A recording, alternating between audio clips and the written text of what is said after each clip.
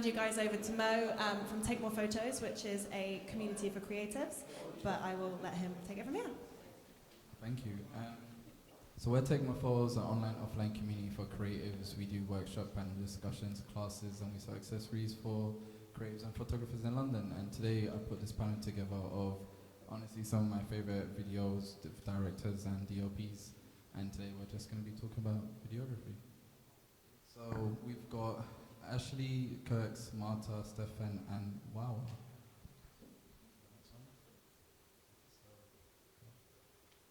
So we'll start off by showing everyone's videos first and the work that they've done.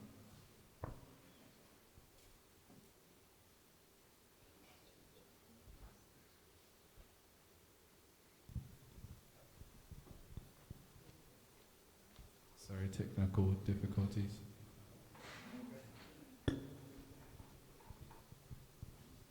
Sorry, 1 second.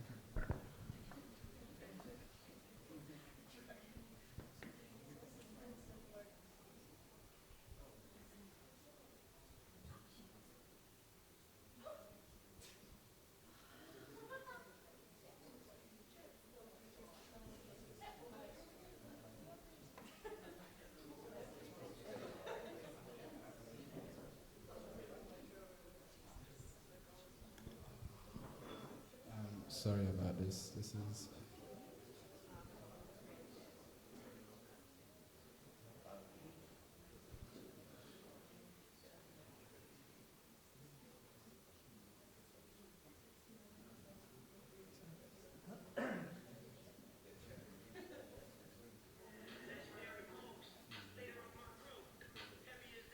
Did someone put the music up if that's okay?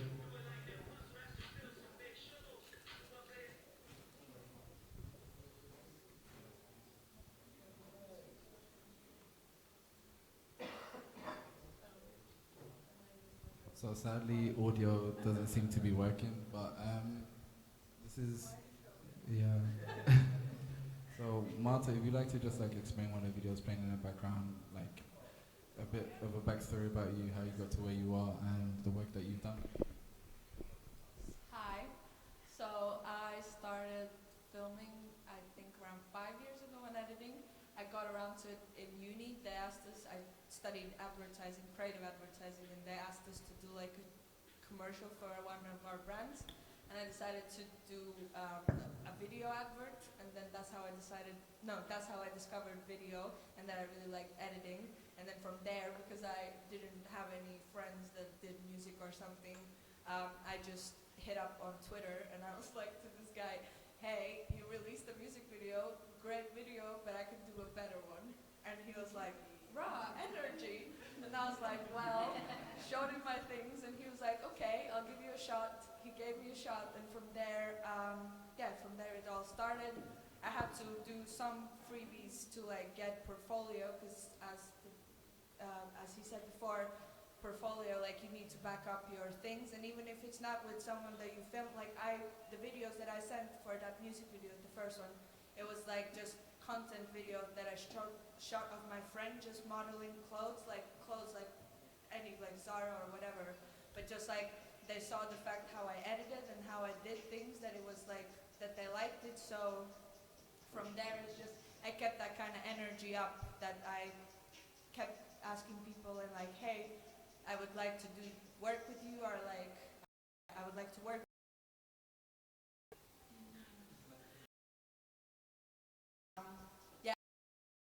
concerts and event videos. So I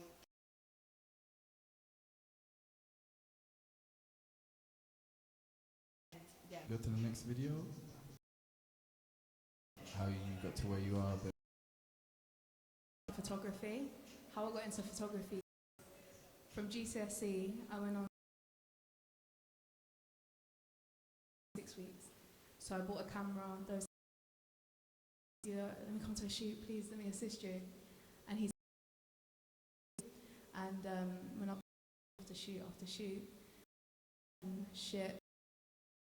And then doing that, I met a director called Jack Fresh, and he knew a rapper that I knew, so I was like, company with him, help produce content, shoot a freestyle for them. Video view, it's like £1,000 to do. So I put a director that I really love, and yeah, 5K every 6.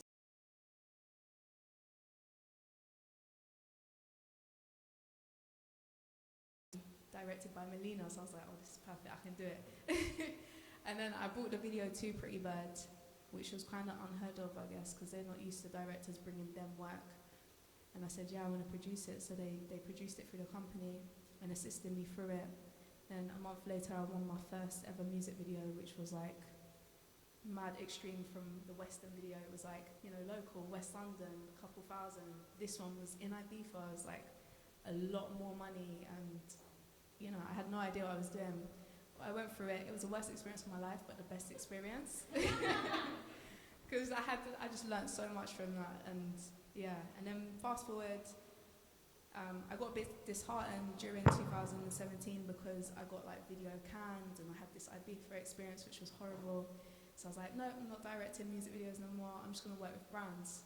So I started working with House of CB and Simi Shoes, more fashion stuff. Later on that year, 2018, I got pitched to do clips for H&M's campaign. So I didn't realise what I was actually doing. To Street and all around West. Then 2019, I said, and I shot like the biggest featuring Chip and Young Baines. My year last year. Journey and process. Yeah, so I'm Kirx. I started directing, trying to get into videos about 4 years ago. I had like no real work behind me, so I just moved back from Antigua. I was in London, I was like, yo, I want to do music videos, so I tweeted 650 artists, and I got differently, and then yeah, that's led up to today. I was like mad shook. I brought my friend with me. But yeah, it was cool because I've just gone from getting like videos that had like 7,000 views, 8,000 views to like 400, 500,000 views, and that was like a big step. And I just kept on like riding that wave. And he hit me up a couple months later and was like, "Yo, I've got like a song I found on SoundCloud. Do you want to do the video for it?" I was like, "Oh yeah, cool. Send it to me." And there was Notes Addison Lee, and I was like, "Yo, this is crazy. Like it was like a really good song, but at the time I didn't know how big that song was going to be and how much it was going to change like everybody around its life." But yeah, so I did that song. I finished filming it at like 2 in the morning. I had it back to him at 4 p.m. the next day, and they were like loving it. We dropped the trailer, and the trailer changed everything for me. Like the song hadn't even come out, but the trailer was like my bookings just flew out the window. Like it was like crazy. Like I was proper overwhelmed, and I just rode that wave for the rest of the year. Like just took on like as many clients as I could. I kind of kept my price low because I wanted to be high in demand. So like I realized that people were seeing my name all the time, like 3-4 times a week on GRM Daily. Like I'd get more work. So I just focused on like the branding as opposed to the money. And then the Notes got signed, and he put me up for his first label video, which was like crazy. It was the My Lover video, the original one, and it was like a big budget. I had a crew. I had everything, but we shot in Zanzibar, so it was like mad overwhelming. We had like security. We shot in a market, like bare people trying to see what's going on, and it was proper difficult, but it came out good. We were really happy with it, and then I did a couple other label jobs there, but like just small budgets, and until I got this video, and this video kind of changed everything for me because obviously it was like a really big song, and both Notes and Mabel after this blew up like crazy. So yeah, it really helped me in my video career, and I just kind of started working with labels from there. And yeah, it's good. I still do like smaller shoots with me and my own camera, because it's nice working with artists that you know that you believe in them and you think they're going to be really good, but they haven't quite got the budget to do bigger videos. So that's like a really nice feeling. But at the same time, like when you've got a budget that's tens of thousands of pounds, you can do like so much more. So yeah, that's how I got into it really. Amazing. And next up we've got Hello. I'm afraid I don't have a show rig to show, so it'll just be the Me and Me a Fashion campaign that I shot last May, but I'll go on to that. So, my name is Stephan Knight. I'm 30 years old. I started filmmaking around 10 years ago when I studied media production in Leicester, DMU. Before that, I was at the GCSE media studies. I didn't know what I wanted to do at university. I was like, I literally didn't know what to do, and I thought, well, media is quite fun, and I related fun to happiness. So I was like, let's go on with that, because I'm sure something will snowball from that. So I chose media production. Whilst I was studying at DMU, I got a job at Apple, where I was just doing workshops and just being a salesperson, a specialist, they call it.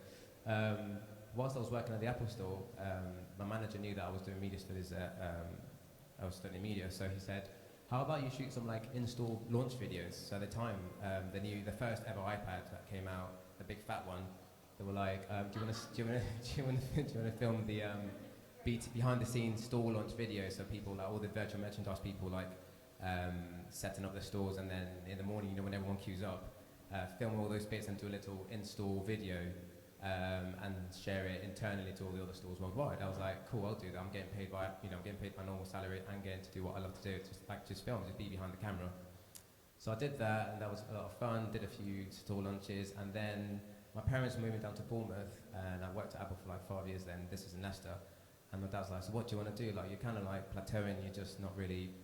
Well, at the same time, I was filming loads of uni parties, which wasn't that fun, and I got in the wedding scene, which I wasn't really enjoying. Like, I got in the Indian wedding scene, which just got a bit too much. I was like, that's not fun. But it was good to know what you like and what you don't like. I did corporates, wasn't into talking heads. Some people love corporates and they're amazing at it. I didn't enjoy it.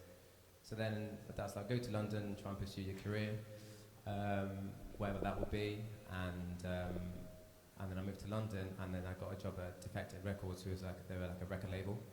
A house record label, where I became the in-house video guy, where I would be like just a video producer, so I would shoot, edit, produce, Premiere, After Effects, travel around Europe. My mum's from Ibiza, so they would send me, and all the parties were in Ibiza, so they would send me out to Ibiza to film those parties, which was a lot of fun, like getting paid a salary to like film parties, film people having fun. It would be like literally fly in Friday at 9 p.m, film at 10 till 9 a.m, fly back at 12, and then go back to it'll be the weekends, then go back to the office on Monday, do the edit. Sometimes I'd even have to, my manager would want me to edit little snippets, like moments that happened that night. So I'd finish the night, filming the night at 9 a.m, and I'd have to wait, go through all the rushes on the A7S. So I think the great thing about being a filmmaker is learn how, it's great to know the camera, but it's good to also know the editing side of things. Because then you end up shooting smart, not shooting a lot. You're not spraying and praying, you're like shooting smart, right? So you shoot for the edit. So I would shoot for the edit and use transitions. And at the time, the Ronin M just came out, that really light Ronin M and the A7S. So I would just chuck that upside. I put it like inverted mode, just chuck it around and listen to the music and wait for the right moment when the CO2 cannons would come out. And anyway, I would edit those moments and in and out, export, chuck a quick lot on there just for the sake of social media. And then go to sleep at like 12, wait for the manager to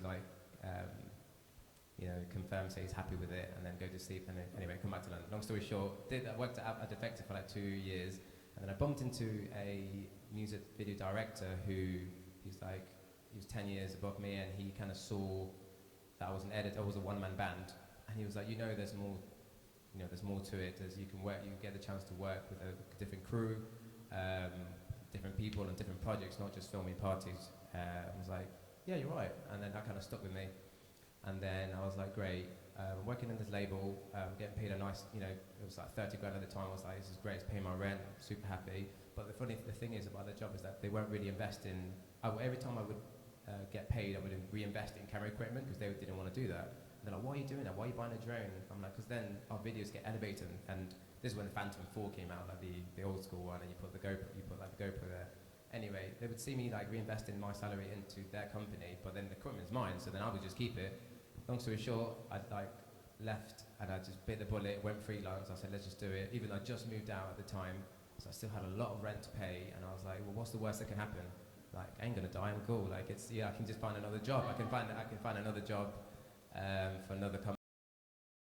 In-house video guy, like, what is the worst that can happen? So if anyone's like gets stuck and if they get worried about, should I do it, should I not, like, the best things come on the other side from fear, do you know what I mean? Just seriously, just do it, because what is the worst that can happen? As long as you got your family, you can see you got 2 arms, 2 legs, you're good, like, you know, you've got your brain, like, just crack on. Anyway, I went freelance, and then since then, I've been freelancing for 5 tax years, freelancing for 5 years now, and I've just been in the right place at the right time. I've been a camera operator, and I specialise in like movie operating, like gimbal, which is some of you will heard of gimbal Ronin 2. It's like a stabilising head, stabiliser apparatus, camera gear. Anyway, and now I do things like music videos. I've done a video for Juice WRLD, rest in peace.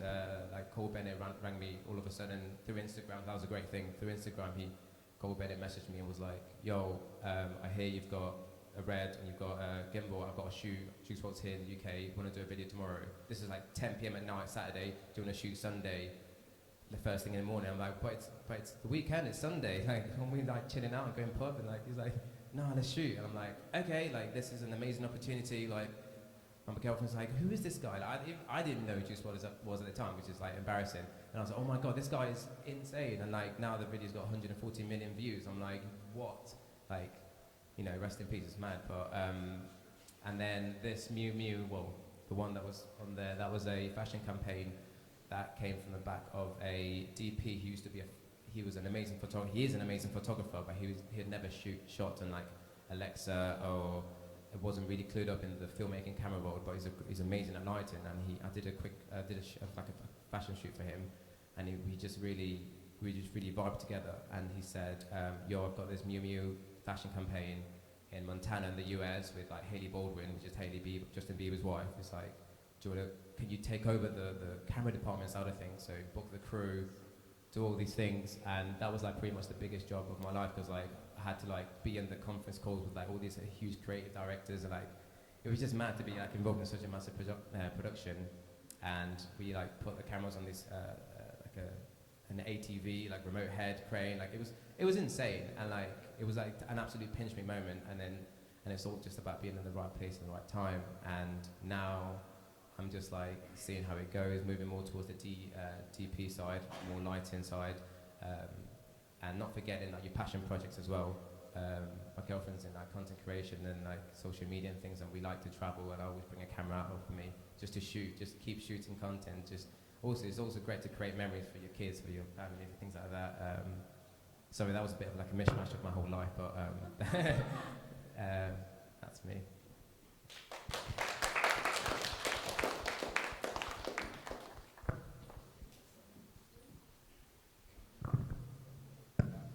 Sorry, this has been a hassle, and it's really hard to show everyone's videos without this. But next up is Wowa. So if you can start you ready? Yeah, we're ready. Go on, ask me the question. So if you can explain who you are and this video as well. Yeah. So my journey kind of started with just having a camera, and my friend, who at the time had a channel similar to like SBTV, Link Up TV and stuff, because I wasn't doing anything with my camera, I was collecting dust, and he said to me he needs a second cameraman to shoot freestyles. So I went to the shoot, and weirdly enough, it was simple and stuff, but I really enjoyed it because I actually can we turn this on? Yeah, so I actually really enjoyed it, even though it was something quite small, just filming somebody a freestyle. I really enjoyed it, and he kept on bringing me on to newer shoots, and then eventually I started hammering like, oh, let's do music videos. We was hitting up the artists that we was doing freestyles for, and they were kind of like, yeah, because we hadn't done anything. They were kind of like, nah, I'd rather go with, at the time, a company called Rap City and stuff. And I was even saying, guys, I'll do it for free. But they still kind of didn't want to go with us until eventually there was this artist in Croydon who wanted us to shoot it. His name is Jay Books. And we shot a series of videos for him and his friends. And I was like, damn, this is what I want to do. So over like the years, my whole thing was just to consistently improve and just try and create better videos, because when you initially send the video to an artist, their reaction can either make your day amazing or bad, because it could be like, yeah, I don't like it, or they could love it. So I was obsessed with just the reaction of just them saying, I love it.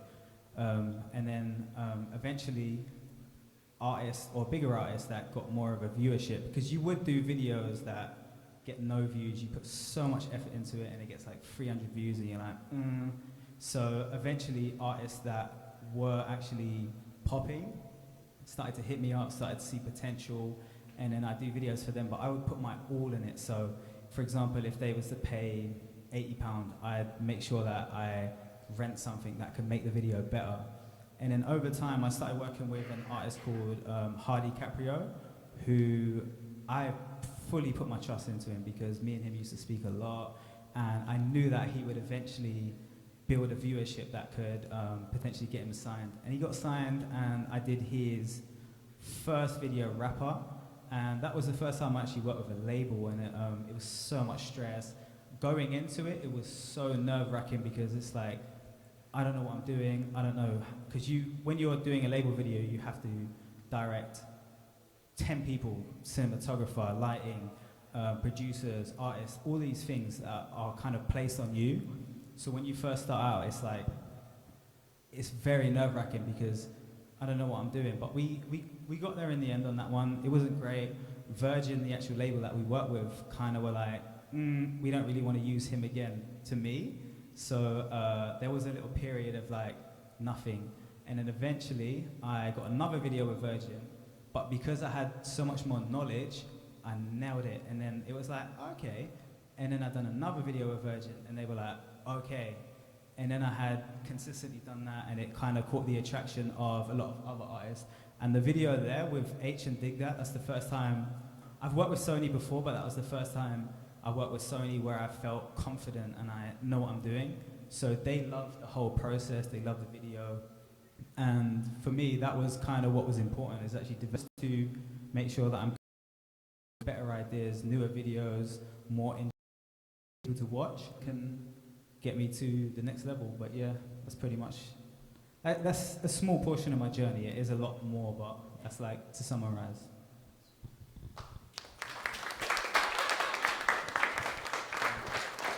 We'll open the talk to the public in a second, but I just wanted to ask general questions that everyone else would most likely ask. So to start off with Kirx or Ashleigh, best thing about your job? Oh, the travel, I've seen the whole world. Not the whole world, but I've seen a lot of it, and I get to travel so much. And like sometimes I'll literally be traveling back to back for 6 weeks. I'll come home for like 2 nights, then get on another plane to another part of the world, and it's amazing. It's something that I thought I'd never be able to do and get paid for it at the same time. So yeah, definitely traveling. Same question to you all. For sure, traveling is 100% like one of the biggest perks, because you get to see the world and you get paid for it, so that's amazing. But another thing is that we never do the same thing every shoot. Every shoot is completely different. You know, it is constant challenges, rewards, gratitude, satisfaction. So every single shoot you do is always different. So you kind of never get in that cycle of, you know, you never wake up thinking, you feel very excited to actually go on set and try and create something that you hadn't done in the past. So for me, that's 100% the best, the fact that I don't have to, it's not robotic. I actually have to consistently think and create new ideas to excite myself and my crew. I would say I love when you deliver something to someone and they love it. I think that's the most rewarding bit. And whenever I'm on set, my thing is everyone has to have fun on set.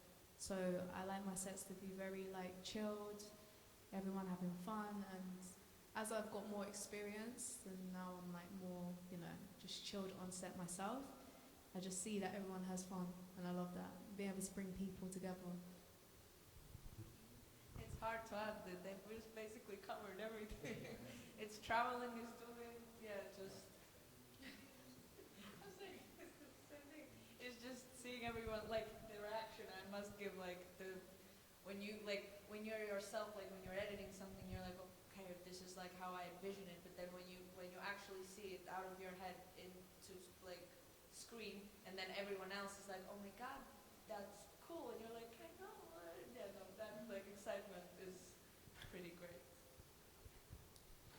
I'm sorry if I'm going to say traveling too. I'm so sorry. But I guess one of the things I love is that I know that when I'm in situ on set, I know that I'm doing the right thing. Does that make sense? I know that, you know, some people I work, they do like office jobs and they're like, oh, when am I going to have my break? Or I know that when I'm in behind the camera and like I'm in the zone, I'm tunnel vision, it makes me happy. Again, it comes back to the whole thing. It gives me content, it makes me happy, knows I'm doing like, if tomorrow was not going to happen, I'm happy, I'm content, I'm happy with myself. But being able to see, being able to travel and spend time in different cultures, that also inspires you a lot. I went to Thailand recently and it was just so amazing it was so many pinch me moments. And I think, yeah, we all need to travel more, and I think this filmmaking or photography or being creative is an amazing way to get inspired also. We all walk around London and see the same buildings and like, we're like, oh yeah, that's exactly the same, but someone who will come from like, I don't know, Ukraine will come to London, they'll take a picture of Big Ben even though it's not done yet, differently, or they'll film in a different way, and that inspires them, so I think we get inspired by travelling, so travelling is one of my favourite things about my job. So to flip that question back to you, Kirx, on the other side, what are some misconceptions or some things that people think about your job which may not be true? For example, some people think doing videos is just recording when there's like a whole much more bigger process to it than that. I think, yeah, just people just think that you're available at the drop of a hat all of the time. You'll get like a message at like 1 a.m. and then at 6 a.m. you'll get some question marks like, yo bro, why haven't you replied? And you're like, bro, I need to sleep. No. Yeah, but it's difficult. It's like, it's really like, it's loads of fun filming and directing is so much fun, but there's a lot of thought process that goes into it, into the edit, in post-production and pre-production, and just being on set, like, everybody's got their own mind, so like, you might tell your Steadicam to do one thing, but he's gone and done another thing, and you're like, you got to go manage that, and then you got to go sort out lighting, and then you got to make sure the artist is okay, so there's a lot to do all at one time, so it'll be like a lot of pressure to take on, but yeah, I think that's the it's not easy, but it's worth it. Yeah, I actually had a Instagram comment recently, and the person said, because I usually tag who my cinematographer is and my producer, and the comment was something along the lines of, so if they're doing all that, like what do? Do you just tell them to press record? And I was like, for me, as a director, I'm pretty much the overseer of everything. It's my idea, it's my vision.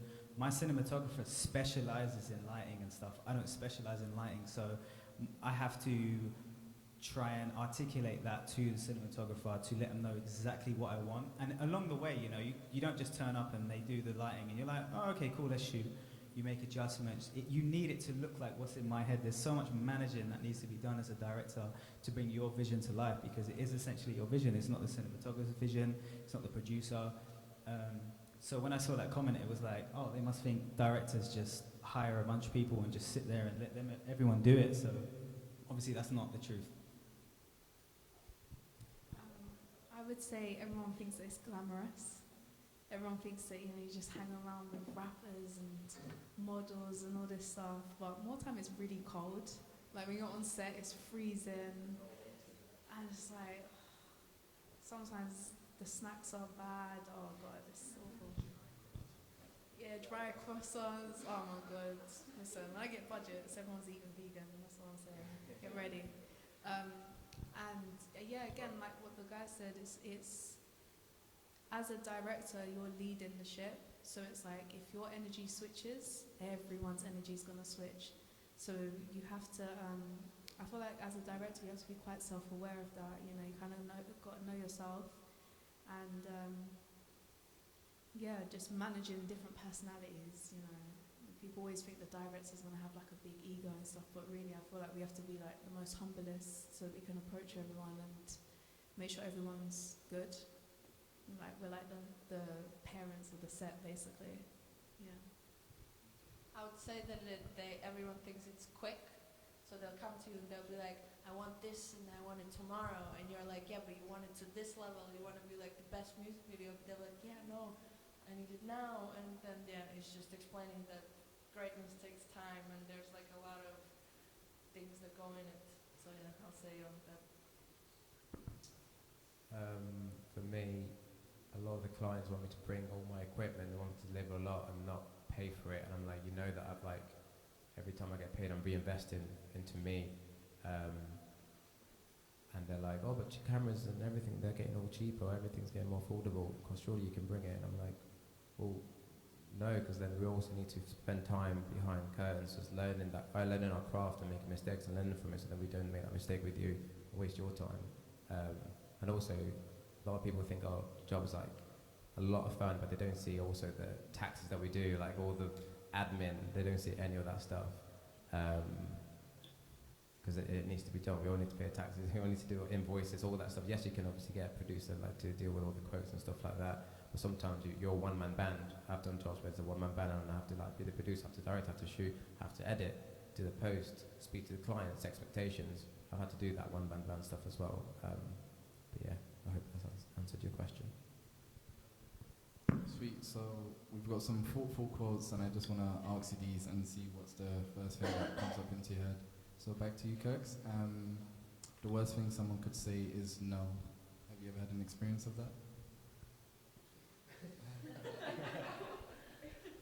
So for instance, like me being a creative, most of my jobs are things that I just ask for, things that I just like put myself in situations, and like I've learned over the time that the worst thing someone could say is no. So like, for example, I went and toured from this asking, and if I hadn't done that, that wouldn't happen. And I'm pretty sure like in your field it's pretty much the same way. So I think like when I'm coming up with an idea for a video, and it's like a lot of artists, not all artists, but a lot of artists want a similar video to something their friend has or something another artist has done. So when you come up with an idea that's a bit like different,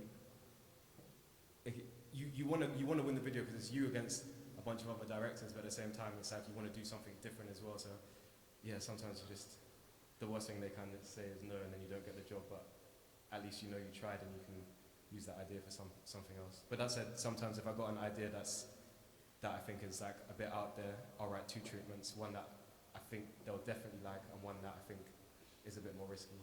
So I'll get the job. And for you, so everyone gets a quote, random. Wowa, for you, I didn't come this far to only come this far. You've done some amazing stuff, and obviously it's your current peak, but that's not going to be your peak forever.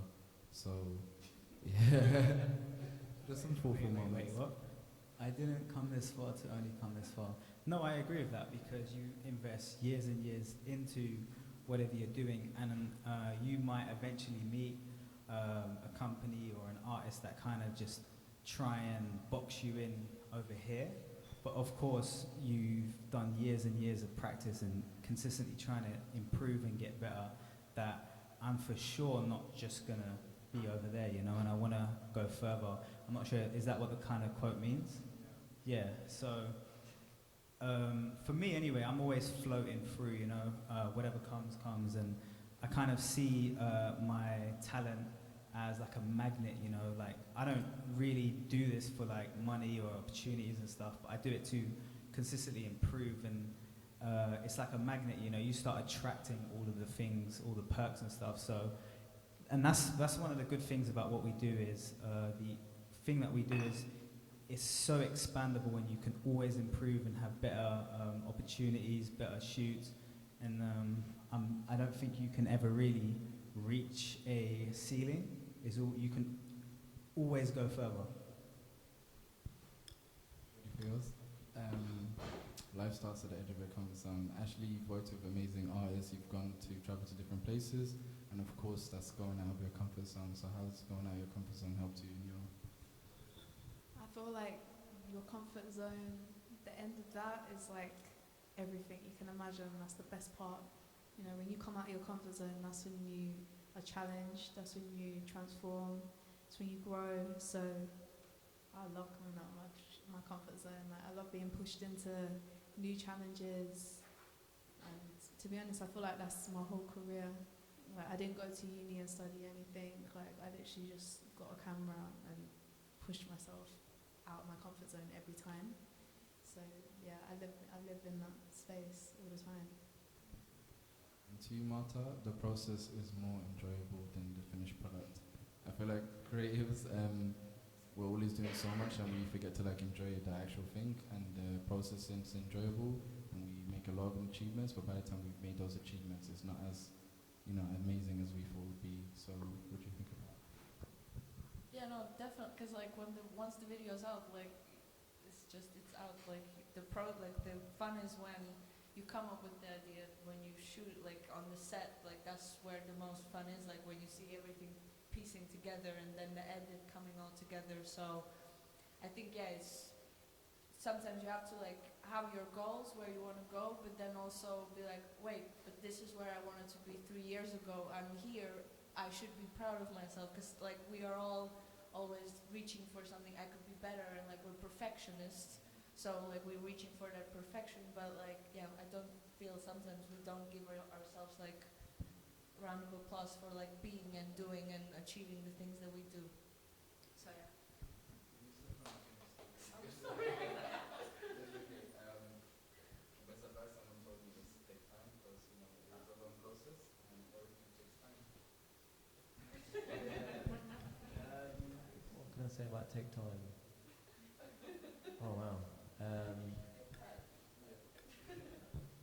Yeah, I guess don't rush.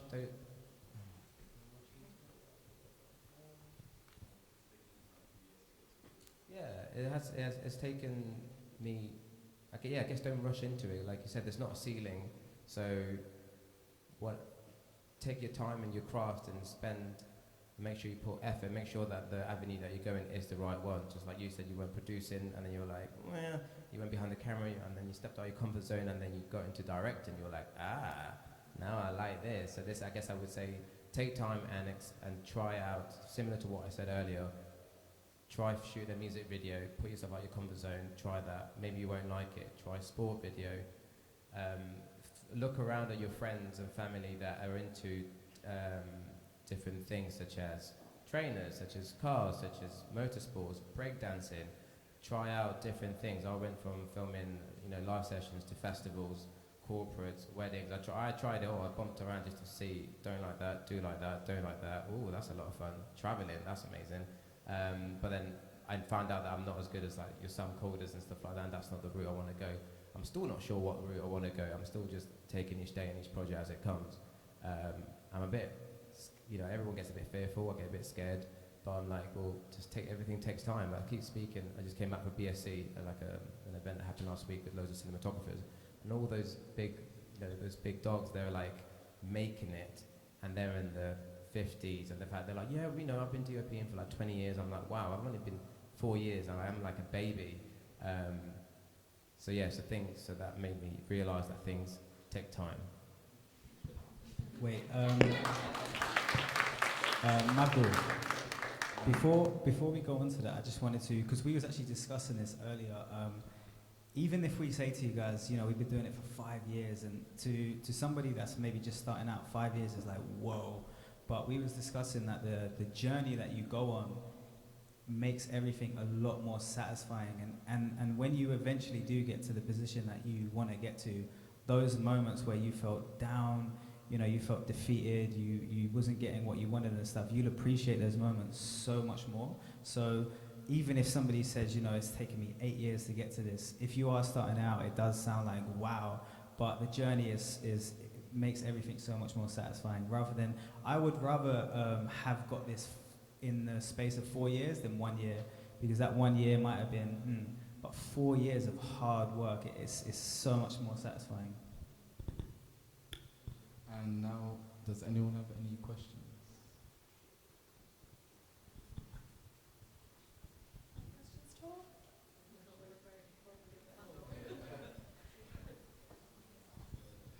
I'm not too sure if this one is a really good one, but have you already taken some projects just for the money instead of keeping your own vision or whatever?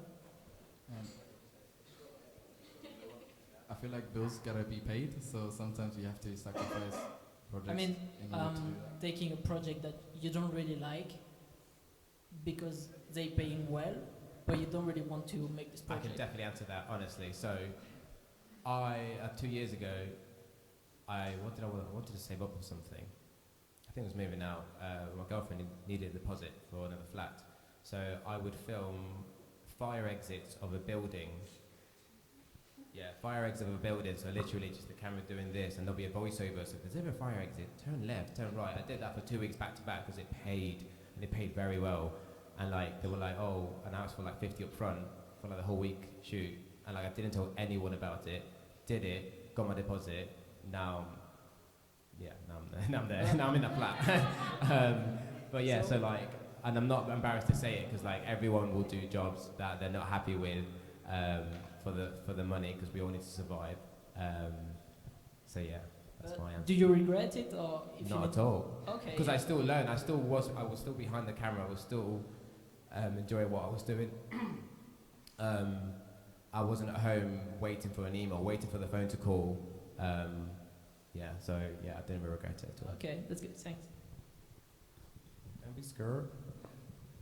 Any more questions or?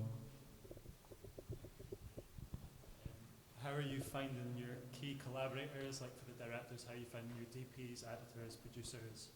And for Stephan, how are you finding your directors? I feel like it's pretty much like a word of mouth thing. So it's like you just test out different DOPs and different producers, and then you'll just know as soon as you kind of like work with them, you know whether or not you have like a connection. But then sometimes I have connections with DOPs, but I want to try other people out as well. So it's just like whatever job you think is suitable for that person. I have like a main crew that I work with, but sometimes if like I chat to an artist and I get a vibe of their personality and I think, oh, certain members of my crew might not get on with them, I'll find like a DOP that I think, oh yeah, this DOP is gonna really get on with this artist because it's gonna make my job easier, it's gonna make the artist happier. So I think it goes back to what you were saying about directing and managing people, and it's just like you just got to make sure that everybody's gonna get on your set. So yeah, personality has a lot to do with it as well as their work. I think we've got another question here.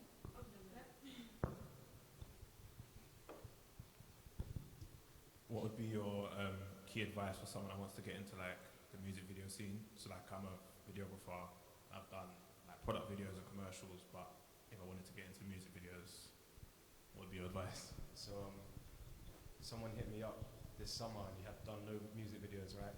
And I was like, fam, just go out and shoot videos for free. Like it's long, it sucks, but just go and do it for free. And then once you've got people hitting you up for free videos, charge them £25. And then once you've got like doing 2-3 videos a week for £25, charge them £75. And they're on. And now, now he's just in demand. He's making money. It's good. You just got to get your name is the most important thing. Your branding is the most important thing. Like money's good, but it will always come. So just focus on just getting your name out there. That's the most important thing. Thank you. Cheers. Social media and Twitter, Instagram. Cheers. Yeah, I was gonna say we have so many artists everywhere. Like just find one. There's thousands now.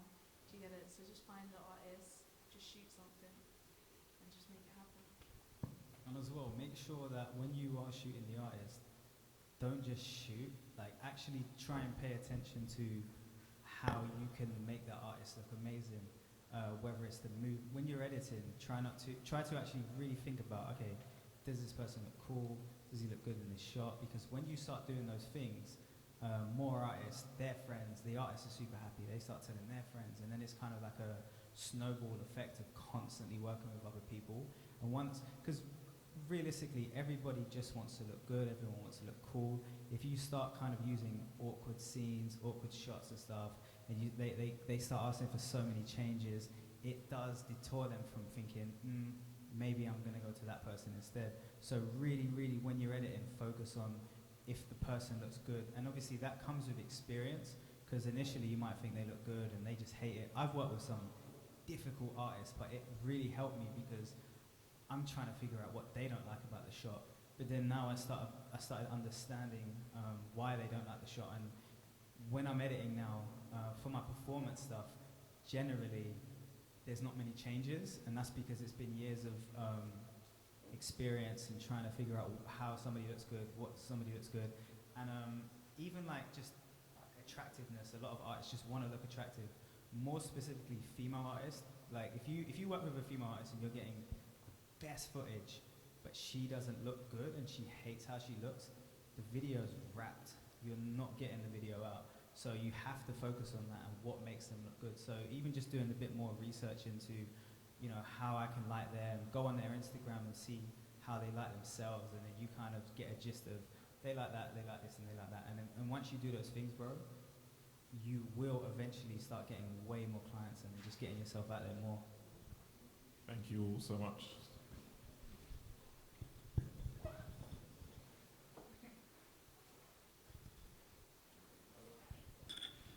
So what do you do to not get burned out? Because obviously the demand is so high and everybody's probably chasing you day and night. So how do you balance your life and yourself and just look after yourself? Book a holiday 6 months in advance, so you can't, to somewhere expensive, so you can't cancel it. And if the opportunity of your lifetime comes up, decide there and then. Or if you've got an amazing another director that is the same vibe as you and you trust them, you can be like, please do me a favor and like direct this for me on my behalf of me, maybe. But that's the way I've done it. I've burnt out when I was working at Defected. I slept in the office to deliver an edit because I was waiting for it to render. So yes, I would recommend and also find balance. Try and do a hobby. I recently tried gong bath, where you go like meditate and they get this like boom and like that. That was something I've never done before, and it was actually quite nice to like be in my own space and I meditate for like 40 minutes. That was really nice. Just find a hobby. I don't really do a lot of sports. I go to the gym, but that's all. Or going on holiday. Sometimes, even though I did say take a camera when you go on holiday, sometimes try not to take a camera and enjoy time with your partner and then just have a bit of a break. I think that's one way of not burning out. Don't say yes to every project. You shouldn't say yes to every project. I think just find if it's the right project for you and you think it's going to elevate you, take you a step forward into you being successful, then say yes. I have a question for the ladies. Media is statistically male dominated. Do you find it challenging or liberating? I always get like, whoa, you're a girl. Or like when they message me like, yo bro, and I'm like, no, sorry, it's a girl. And then like it switches. But like females like working like obviously because they're like, oh, like no offense to guys, but like sometimes like we capture females better, I would say. And like they're like, oh, I feel more comfortable like in front of you instead of like a male. So yeah, I would say that on that side, yeah, it's. I like it. You know, I like having a crew of guys, and they would just look at me like, what are we doing? I'm like, right, this. It's cute. Like, I don't mind it. But now I'm noticing there's more younger women. Like, I'll do a talk, and there'll be like a gang of girls waiting to talk to me afterwards, which is really cute. I like that. Yeah, I feel like within like the next generation, it will be very normal to see, you know, an equal amount of women and men. Yeah, hopefully. And I like seeing women in different positions. Like I love seeing a female DOP or like just a female shooter, like in the estate, because that was me.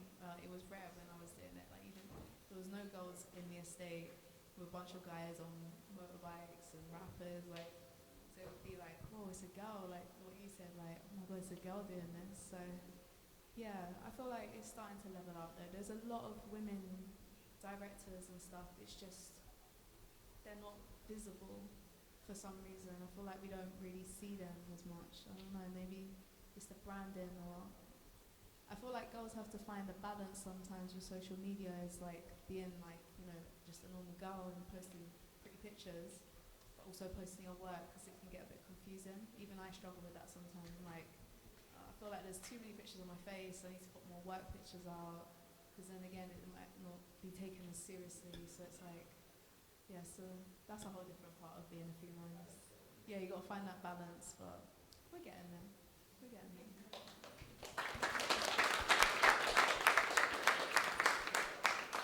Any more photos? Questions? Hi there, guys. As directors, when it comes to concepts, like, do you ever have a team, or is it mostly like from yourselves? So it's majority of from ourselves. Me personally, I just kind of go outside, just listen to the song, think about the tone, what they're saying, and if I'm stuck for ideas, I just go on YouTube, just look at random things, and it might just spark something, you know. But usually it is just a director. However, artists do get involved, labels do get involved, and they might give you a brief and say, this is kind of what we want to stick to. But it's always definitely important because when labels do send you pictures, they give you a brief, and it's always important to stick to the brief, but also add your own flavor and something that's going to make them be like, oh, okay, you've taken it to the next level. But generally, it is us that come up with the concept and idea. Yeah, me personally, I listen to the song once, and then I just walk away from it for a bit, unless I like it. Because there's sometimes songs that will be sent to me, and I'm like, I don't really like this song. And then I'll try again later on. But if I like it, I listen to it probably about 100 times back to back, and then I'll play videos on mute. I'll mute the video and watch it and be like, yeah, this little reference goes nice, yeah, this will work. But yeah, I feel like now I'm more open to talking to other directors, like, oh, what do you think of this? I had a director the other day, he hit me up, he was like, oh, can I bounce some ideas to you? And I was just like, yeah, okay, cool. And then, you know, when he said what he wanted to do, I was like, well, but that artist has already done this, this, and this, so it's very similar. And he was like, oh, I didn't even know that. So then, you know, don't be scared to, like, I feel like with directors, you shouldn't be scared to collaborate as well. I feel like there's power in collaboration. Artists collaborate all the time. They know what it's going to do. It's going to take their fan base and your fan base together and build each other up. So I would say as directors, you should definitely collaborate and co-direct and stuff. It's powerful. Yeah, to follow on from that, I definitely think collaborating is super important. I think directors don't do it enough. I know we've spoken about collaborating before and written a pitch together, and I recently did a video with Sam and Orks because I thought he was that. Well, I think he's such a sick director and cinematographer. So I was like, yo, like literally what you said about artists collaborating, I was like we should definitely do that, because sometimes like I might see like get a briefing and I think, oh yeah, my style might work, but I think like my style combined with somebody else's style will work perfectly, and then we're guaranteed like both of us win that way, rather than maybe neither of us do. So yeah, collaborate. I think people need to collaborate way more. Any more questions still? Do you have a policy about how much creative control you keep, even in written down in a contract? Or do you always try to please the client, no matter what? Or is there a is there a line you draw? Like, what's your take on that? Sorry, what was the beginning? It's Lila, hi. Hi. Sorry. The beginning of the question.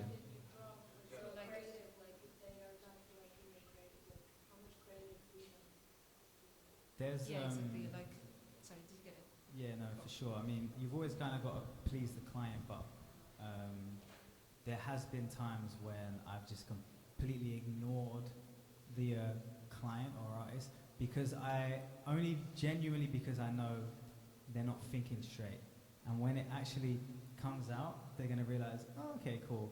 But if there is a point where it's like, okay, cool, they're not budging, then you ultimately have to abide by what they're saying. You can either kind of walk away from the project or continue doing the project, make it your thing, 80% yours, and give them that little 20%. But that's it pretty much to me.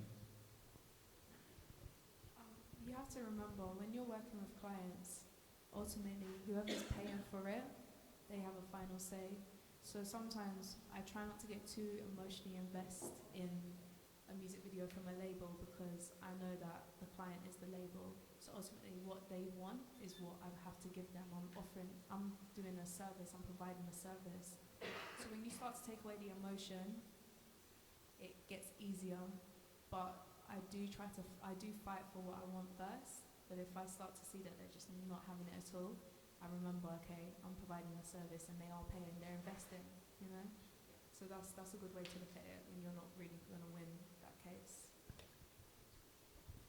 Yeah, I was just gonna say that obviously, like Ashleigh said, they're paying for it, and you just wanna, like, in this game, like, relationships with people is everything. So if they think you're an easy person to work with, they'll just go, even if there might be a better director, but they know that director's probably difficult to work with, they're just gonna come to you because they're gonna be like, yo, this guy's easy, when what changes, he just bangs them out, and yeah, you just keep on, because what you want is repeat clients and know that you're gonna get a, like, because when you work with clients over and over again, it just gets easier anyway, you know exactly what they want. So I think, yeah, just make sure you keep your relationship strong with your clients.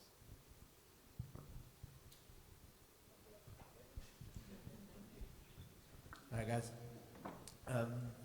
one consistent thing I found you all saying during your introductions was, I didn't know what I was doing at some point. And as a new person getting into it, I can empathise with that sort of feeling, but how would you deal with the whole, you've got a set amount of time, you've got to hit it, you've got a deadline, and you've gotten to a point and maybe it's not going your way.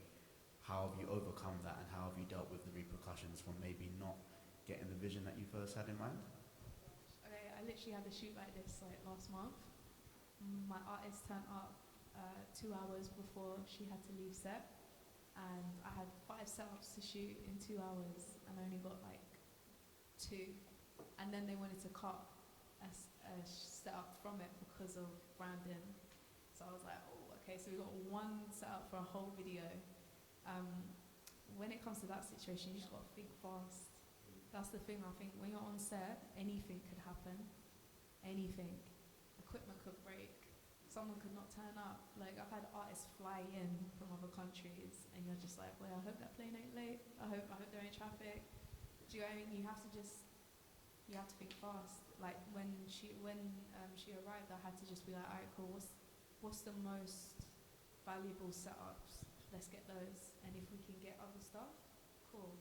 I had a photographer on set, and I was speaking with someone on set, and they were like, maybe incorporate photos. I was like, that's perfect, because that's something else that will kind of change up the video. You just have to think fast. What's super unfortunate is that an artist, so you have a 12-hour day generally on set. If an artist turns up 5 hours late, you are still expected to produce something as if you had 12 hours. So it does get super, super stressful, but what you kind of have to do is just get that one shot, pray that performance is good enough, maybe change the lens, do another one, and then move on. So rather than getting the 5, 6 performances that you wanted to get and some B-roll cutaway, you have to limit it down completely. And it does stress you out, because what that means is when it comes down to the edit, like I said, you still have to produce quality. No one cares if the artist was 5 hours late. Only your team cares, because you understand 5 hours late, but you still have to produce a 12-hour video, and it does get frustrating. But what it does kind of teach you as well is when you're in the editing, and it teaches you how to improve editing as well, because you're in the edit, you need to work with a lot less footage than you planned, and sometimes you come up with something a lot more creative than you would have if you had loads more footage. But it does get like that, and it is one of the worst situations to be in. But if it ever does get like that and then there's nothing you can do, then you just got to take the L, and next time do something better, you know? And understand that potentially your relationship with those people are finished, but it doesn't matter, because there's millions of other people that you can work with and develop relationships with.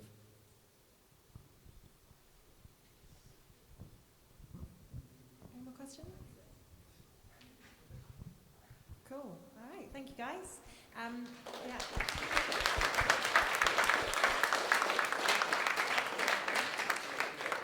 This is the video social, after all, so we've still got another 45 minutes or so that will be open, so if you guys want to still mingle and have some more drinks, then please do.